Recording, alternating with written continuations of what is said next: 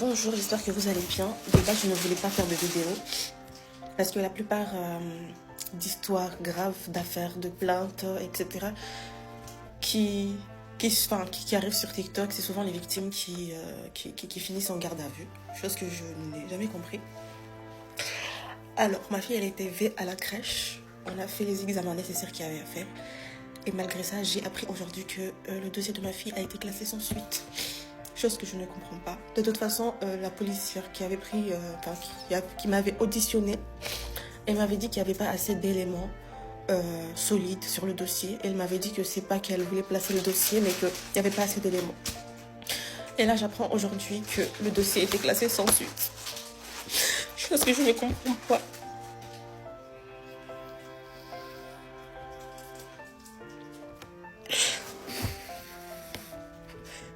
Désolée. Je suis désolée. Vraiment désolée.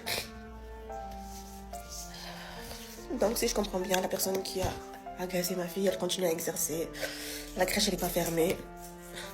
Mais c'est moi qui me retrouve dans une situation pas possible en fait. Je comprends pas. Je voulais pas partager cette histoire ici. Je pensais vraiment que la police allait faire le travail, que le juge... que j'allais obtenir justice, que ma petite allait obtenir justice.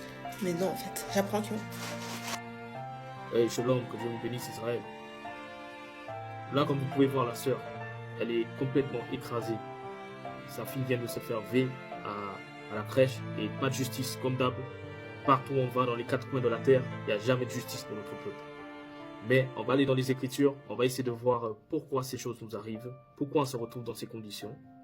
Et j'espère pouvoir vous édifier. Zacharie, chapitre 11, et verset 5. De qui les oppresseurs les tuant et ne se tiendront pas coupables. Et ceux qui les vendent disant béni soit le Seigneur, car je suis riche. Donc voilà, très clairement, là, on voit que les oppresseurs, nos oppresseurs, tout le temps, ils nous oppriment. Ils créent des lois, mais ils ne se tiennent pas coupables pour ces choses qu'ils font. Ils créent des actes, ils cassent la loi, ils font des actes mal, mais jamais ils se tiennent coupables pour ces choses-là. Donc, c'est pour ça que le Seigneur, là, il nous dit que les oppresseurs qu'on a font faire de cette façon, vont agir de cette manière sur nous. Mais pour quelle raison? La raison pour cela, c'est parce que notre peuple ne garde pas les lois. Il a abandonné son Dieu. Et on peut le voir dans le livre de Osée, chapitre 4 et verset 6. Mon peuple est détruit par manque de connaissance, parce que tu as rejeté la connaissance.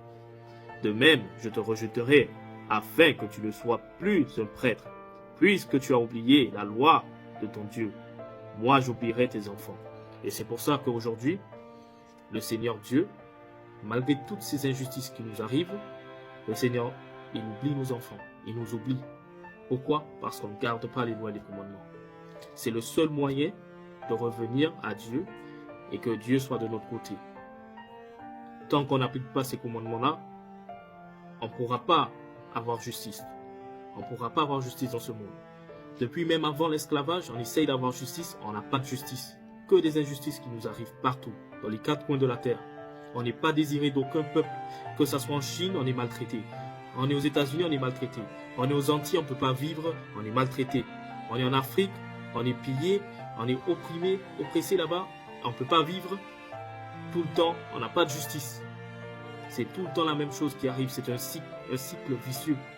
Encore et encore, tant qu'on ne revient pas aux lois et aux commandements, on ne recevra pas justice.